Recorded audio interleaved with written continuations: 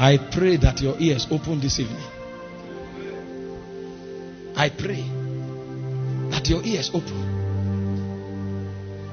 The Bible said in Songs of Solomon chapter 4 verse 4, it said the mantle of many warriors, they are hinged on the ear of the gates of Zion. These things float in the spirit. When a man leaves this realm, what he carries is trapped in the spirit, waiting for a man that can enter.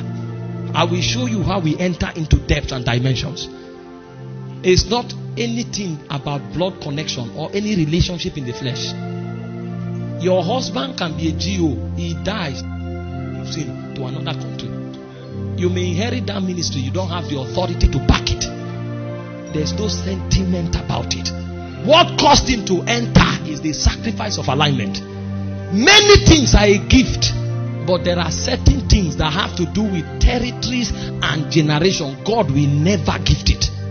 Never. Those things are earned on the altar of sacrifice. Matters of ordination can never be gifted. You can stumble into many gifts, not issues of territories. God finds worthy men. Many believers don't understand. We live our lives carelessly. You have to until you learn truths and you live by them.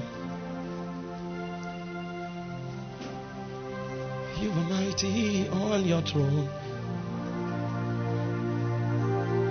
You reign. You reign.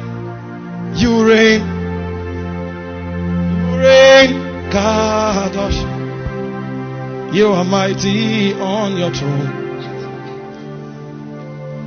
From Genesis to Revelation, nobody made impact by chance. Not one. One.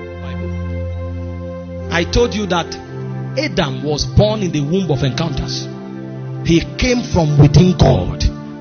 The Bible said God created the man, and then he formed the man from the dust of the ground. He breathed into the man, and the man became a living soul. He was born from within encounter.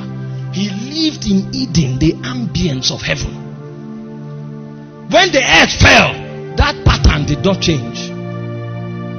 God showed up, and in a whole generation he found no man. And God said he swore in his heart in Genesis chapter 6 that he was going to wipe off everything on the face of the earth, including animals and beasts, until the Bible said, but Noah found favor with God. You don't have encounter with God, you think you can change anything in time, you are a joker. You don't know the beings that regulate time.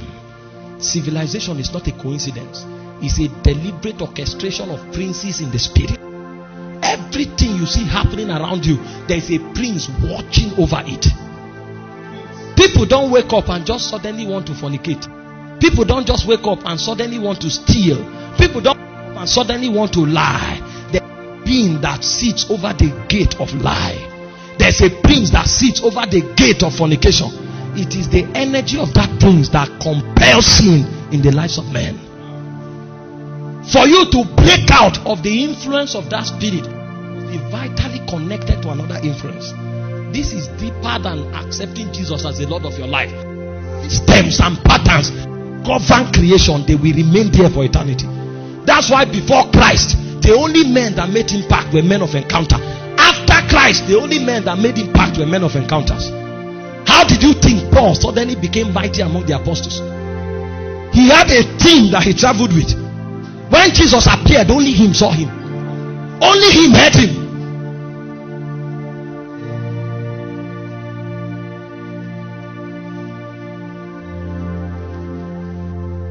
And that brings you influence among spirits. And that influence causes you to rule men. When Moses encountered God by the backside of the desert, in Exodus chapter 7 verse 1, he said, I have made you a god unto Pharaoh. When you gain influence among spirits, you become a god among men. That's why you can have impact. Even the princes, your name echoes in their realm. They dare not touch you. Did you not read about the sons of Sceva? Jesus we know, Paul we know, who are encounter. He registers your name on the legislature, on the charter of the spirit realm.